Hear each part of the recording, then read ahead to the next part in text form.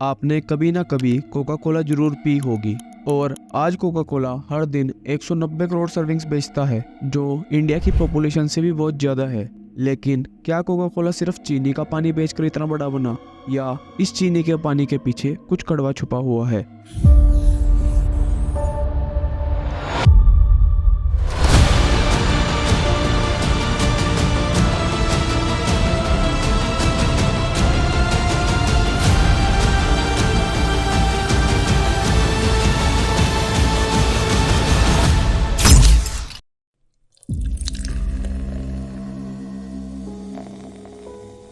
ये टाइम था 1880s का, जब लोग डॉक्टर्स का विरोध कर रहे थे और उन्होंने दवाइयों की जगह घर में बनी चीज़ों को प्रीफर करना शुरू कर दिया था।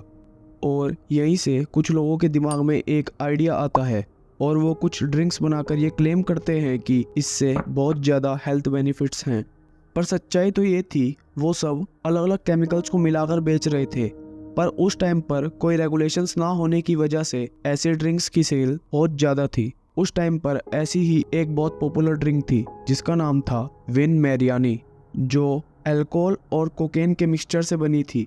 और जॉन एस पेम्बरटन को ये ड्रिंक बहुत पसंद थी, जो एक अमेरिकन लेफ्टिनेंट कर्नल था। पर 1865 की एक लड़ाई में वो इतनी बुरी तरह से जख्मी हो चुका था कि डॉक्टर्स को लगता है कि जॉन मर जाएगा, और उसके दर्द को कम करने के लिए वो उसे मॉर्फिन देते हैं और वो किसी तरीके से बच तो जाता है। लेकिन इस सब की वजह से उसे मॉर्फिन की लत लग गई थी और उसके कुछ टाइम बाद उसे मिलती है विन मैरियानी, जिसे पीकर पेम्बरटन को ये लगने लगता है कि उसकी मॉर्फिन की एडिक्शन खत्म हो रही है।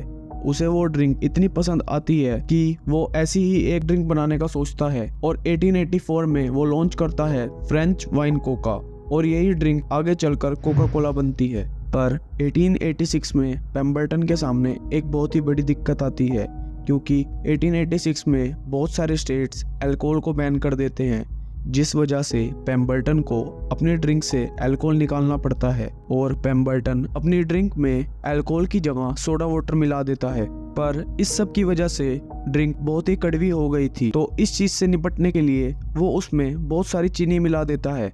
लेकिन अब ड्रिंक को एक नए नाम की जरूरत थी, जिसमें उसकी हेल्प करी फ्रैंक रॉबिन्सन ने, और उसे एक नाम सजेस्ट किया, कोका कोला। लेकिन क्या इस नाम का कुछ मतलब भी है? और कंपनी की माने तो कंपनी आज भी ये क्लेम करती है कि कोका कोला नाम का कोई मतलब नहीं है, वो सुनने में अच्छा लगता है इसलिए उन्होंने वो नाम रखा। लेकिन सच तो ये है, कोका कोला का नाम उसके दो मेन इंग्रेडिएंट से आया है। कोका कोला में कोका नाम आया है कोका लीफ से, जिसमें कोकेन होता है, और कोला नाम आया है कोला नट से, जिसमें कैफीन होता है। आज भी कोका कोला कंपनी ये कहती है कि उनकी ड्रिंक में कभी कोकेन था ही नहीं, लेकिन ये चीज़ उनकी शुरुआत के एडवर्टाइजमेंट में साफ देखी जा सकती है कि इसमें कोका लीव्स थी जिसमें कोकेन होता है। पर 1880 के दशक में किसी को भी कोकेन से फर्क नहीं पड़ रहा था।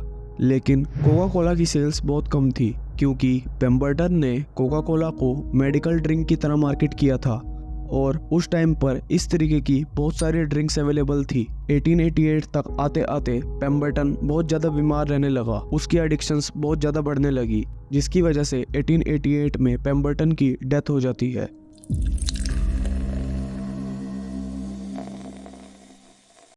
पर मरने से कुछ टाइम पहले ही वो अपनी कंपनी को $2300 में एसा कैंडलर को बेच चुका था, और उसके मरते ही एसा कैंडलर ने बाकी बचे हुए शेयर्स भी एक्वायर करने शुरू कर दिए, जिससे वो कंपनी पर पूरा कंट्रोल ले सके। और 1890 के आते आते एसा कैंडलर का पूरा कंट्रोल कंपनी पर आ चुका था। अब तक एसा कैंडलर को ये समझ आ चुका था कि कोका कोला को मेडिसिन की तरह बेचना एक गलत स्ट्रेटेजी है, क्योंकि कोक को मेडिसिन की तरह दिखाकर बीमार लोगों को क्यों बेचना, जबकि वो तो इसे सबको बेच सकते हैं।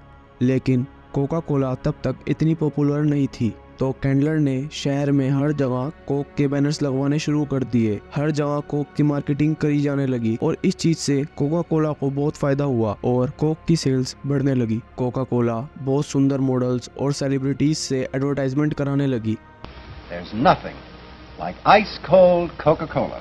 आज तो सबको पता है कि बहुत सुंदर मॉडल से एडवर्टाइजमेंट कराने से सेल्स इंक्रीज होती है, लेकिन इस चीज़ का कोका कोला ने सबसे ज़्यादा फायदा उठाया। कोका कोला हर नई टेक्नोलॉजी पर इन्वेस्ट करने लगी। टीवी, रेडियोस और सभी जगह कोका कोला के एड चलने लगे और वो ये सब इसलिए कर रहे थे ताकि हर किसी को कोक के बारे में पता चल सके। पहले कोका कोला इस तरीके की मशीन्स में बेची जाती थी। इस वजह से कोका कोला को ट्रांसपोर्टेशन में बहुत ही कम कॉस्ट लगती थी, क्योंकि उन्हें सिर्फ सिरप बेचना पड़ता था और फिर वो सिरप कहीं पर भी सोडा के साथ मिक्स कर बेचा जा सकता था। लेकिन फिर एक दिन दो लॉयर्स बेंजामिन और जोसेफ कैंडलर के पास एक आइडिया लेकर आते हैं कि कोका कोला को बोतल्स में भरकर बेचते हैं। लेकिन कैंडलर को यह आइडिया बहुत ही बेकार लगता है, क्योंकि इससे कोक की ट्रांसपोर्टेशन कॉस्ट बढ़ जाएगी। लेकिन उन्होंने कहा कि सारा रिस्क और सिरदर्दी वो उठाएंगे, तो इससे कैंडलर भी मान जाता है और वो उन दोनों को कोका कोला के बोटलिंग राइट्स सिर्फ $1 में दे देता है, क्योंकि कैंडलर को लग रहा था इस सब से उसका ही फायदा है, क्योंकि इससे सिरप की सेल तो बढ़ी जाएगी। लेकिन ये चीज आगे चलकर कोका कोला के लिए बहुत बड़ी प्रॉब्लम बन जाती है। कैंडलर को लगा था कि ये आइडिया काम नहीं करेगा, तो उससे जल्दी में एक बहुत ही बड़ी गलती हो गई थी, क्योंकि उसने कॉन्ट्रैक्ट में कोई टाइम लिमिट सेट नहीं करी थी और आगे चलकर कोका कोला ने बहुत ज़्यादा पैसा खर्च किया अपने बोटलिंग राइट्स को वापस लेने के लिए। पर 1900 के दशक में ये इतनी बड़ी प्रॉब्लम नहीं थी, क्योंकि उस टाइम पर कोका कोला की सेल्स ऑल टाइम हाई पर थी। ये सेल्स उनके प्रोडक्ट की वजह से नहीं थी, क्योंकि उस टाइम पर इस तरीके की बहुत सारी और भी ड्रिंक्स थी और कोका कोला का आइडिया भी ऐसी ही एक सिमिलर ड्रिंक से लिया गया था। सेल्स बढ़ने का असली रीज़न था कोका कोला की मार्केटिंग स्ट्रेटेजी। कोका कोला हर साल ज़्यादा से ज़्यादा पैसा मार्केटिंग पर लगा रही थी, लेकिन कोका कोला की सबसे बड़ी सक्सेस अभी आनी बाकी थी, और वो भी एक ऐसी जगह से जो आपने कभी सोचा भी नहीं होगा। Wenn ich euch so sehe, dann wird es mir schwer zu sprechen. Uns allen geht das Herz über.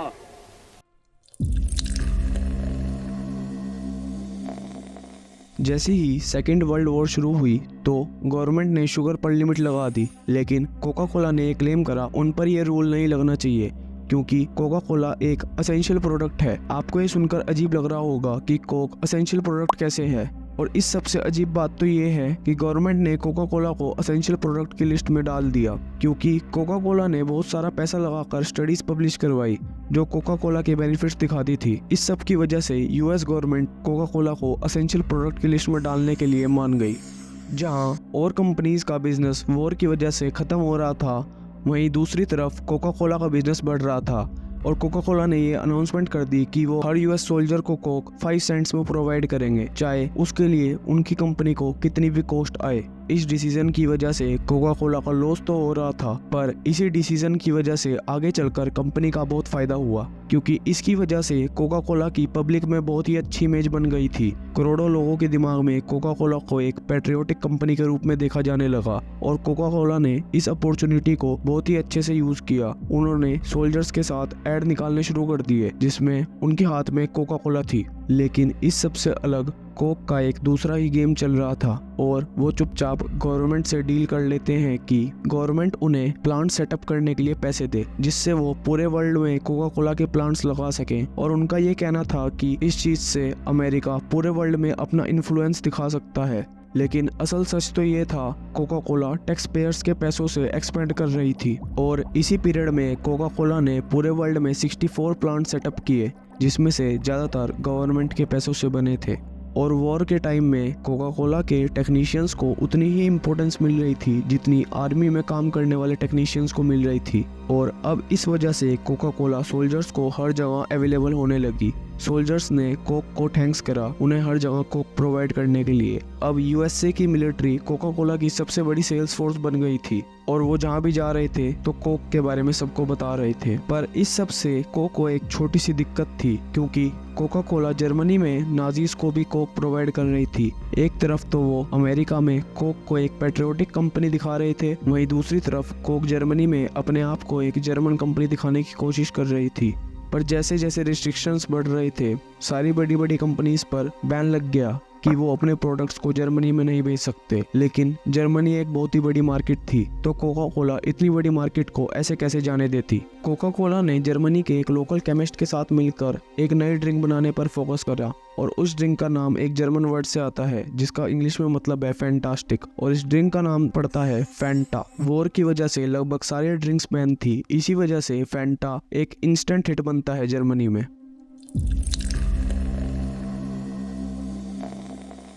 Coke की असली सक्सेस उनके डिस्ट्रीब्यूशन चैनल और मार्केटिंग की वजह से आती है, क्योंकि कोक की स्ट्रेटेजी है, अगर किसी को भी लाइफ टाइम के लिए अपना कस्टमर बनाना है तो उन्हें बचपन से वो चीज़ देनी शुरू कर दो। ये चीज़ कोक के एडवर्टाइजमेंट में साफ देखी जा सकती है कि वो बच्चों को टारगेट करते हैं। एक बार तो कोका कोला ने अपने ऐड में ये भी क्लेम करा था कि उसे पीने से आप पतले हो जाओगे, और ये चीज़ एक ऐसी ड्रिंक क्लेम कर रही है जिसमें भर भर के चीनी है।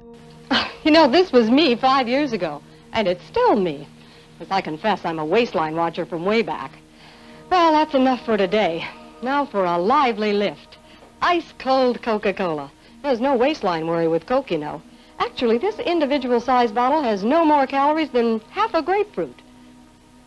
लेकिन 1980s में बहुत सारी स्टडीज ने कोक के साइड इफेक्ट शो करना शुरू कर दिए, जैसे कि कोक से दांत खराब होते हैं, ओबेसिटी बढ़ती है और बच्चों को शुगर की एडिक्शन लगती है।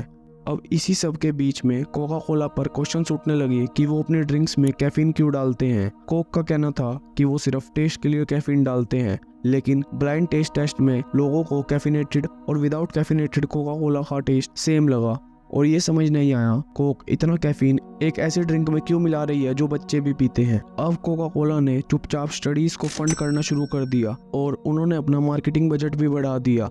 अब वो बड़े बड़े एथलीट्स को स्पॉन्सर करने लगी, जिससे एक इल्यूजन क्रिएट हो कि कोका कोला एक एथलेटिक ड्रिंक है और कोका कोला से एनर्जी मिलती है। लेकिन जैसे जैसे और स्टडीज हो रही थी तो कोक ने अपना बिजनेस एक्सपेंड करने का सोचा और कोक ने अलग अलग कंपनीज को खरीदना शुरू कर दिया। उसमें उन्होंने बहुत सारे ब्रांड्स खरीदे, जैसे कि मिनट मेड, डसानी, और डसानी ब्रांड को लेते ही उनकी प्रॉब्लम्स और बढ़ गई, क्योंकि जैसे ही उन्होंने उस पानी को यूके में बेचा तो वहाँ पर यह प्रूव हो गया कि वो सिर्फ लोकल टैप से पानी भरकर बेच रहे थे, जिसकी वजह से कोक को लगभग 5 लाख बोतल्स को दुकानों से वापस मंगाना पड़ा। लेकिन कोक की प्रॉब्लम्स यहीं पर खत्म नहीं हुई। 1999 बेल्जियम में कोका कोला पीने के बाद लगभग 100 लोग बीमार पड़ गए, जिसमें 26 बच्चे थे। इस वजह से कोक को पूरी मार्केट से अपने प्रोडक्ट्स को वापस मंगाना पड़ा और वहाँ पर उनके प्रोडक्ट्स को टेम्परेरी बैन कर दिया गया। लेकिन इस सब के बाद भी कंपनी ने इन सब चीजों पर ज्यादा ध्यान नहीं दिया, और उसके बाद कोक पर इंडिया में ये एलिगेशंस लगते हैं कि वो बहुत ज्यादा ग्राउंड वाटर यूज कर रहे हैं और उसकी जगह गंदा पानी डंप कर रहे हैं। कोक ने ये कहा उन्होंने सब ठीक कर दिया है, लेकिन रिसर्च में ये पता लग गया कि कोक की वजह से आसपास की जमीन बंजर पड़ गई है और वहाँ के एनिमल्स धीरे धीरे खत्म हो रहे हैं। इस सब की वजह से कोर्ट ने कोक को और ग्राउंड वाटर निकालने से मना कर दिया। Delhi based centre for science and environment ने अपनी रिसर्च में ये पाया कि कोक और पेप्सी में पेस्टिसाइड्स हैं और अगर इसे लंबे समय तक पिया जाए तो इससे कैंसर, बर्थ डिफेक्ट और इम्यून सिस्टम डैमेज हो सकता है। आप जितना ज़्यादा पास्ट को पढ़ोगे तो आपको समझ आएगा कोक जैसा अपने आप को दिखाता है वैसा तो बिल्कुल भी नहीं है। एसा कैंडलर, जिसने कंपनी में बहुत इंपॉर्टेंट रोल निभाया है, उसने एक बार कहा था, the most beautiful sight that we see is the child at labour, the younger the boy begin work the more beautiful. और आप दुनिया की किसी भी बड़ी कंपनी को देखोगे तो उसका पास्ट लगभग ऐसा ही है। और ये चीज बताकर मैं कोका कोला को डिफेंड नहीं कर रहा, लेकिन अब तक का जो सबसे बड़ा बैकलैश जो कोक को मिला वो इस सब में से किसी भी रीजन की वजह से नहीं था, वो एक ऐसे रीजन की वजह से था जो आप सोच भी नहीं सकते। कोका कोला कंपनी को बहुत बार पेप्सी का बिजनेस खरीदने का चांस मिला है और 1933 में तो सिर्फ $50,000 में, यानी आज के हिसाब से लगभग 45 लाख रुपए। लेकिन कोका कोला ने पेप्सी को खरीदने की बजाय पेप्सी पर एक लॉ सूट फाइल कर दिया कि वो अपने एड में कोला वर्ड यूज कर रहे हैं। लेकिन कोर्ट ने कहा कोला एक जेनेरिक टर्म है जो कोई भी यूज कर सकता है। अब कोका कोला और पेप्सी एक दूसरे से लड़ने के लिए अपने प्राइसेस को कम करने लगे, लेकिन एक टाइम पर जाकर उन्हें ये समझ आया कि इससे उन दोनों का ही नुकसान हो रहा है, तो उन्होंने चुपचाप एक सीक्रेट डील कर ली कि वो अपने प्राइसेस को वापस नॉर्मल रेट पर कर देंगे। और अब दोनों कंपनियों ने एडवर्टाइजमेंट से लड़ने का सोचा और 1975 में पेप्सी ने एक चैलेंज स्टार्ट किया जिसका नाम था द पेप्सी चैलेंज, जिसमें पेप्सी ने लोगों को 2 वाइट कप दिए, एक में पेप्सी थी और दूसरे में कोक, और ब्लाइंड टेस्ट के बाद उन्हें एक चूज करने के लिए कहा गया और रिजल्ट्स में ये देखा गया कि लोगों ने पेप्सी को ज्यादा पसंद किया है। पेप्सी ने इस चीज को हर जगह एडवर्टाइज करना शुरू कर दिया,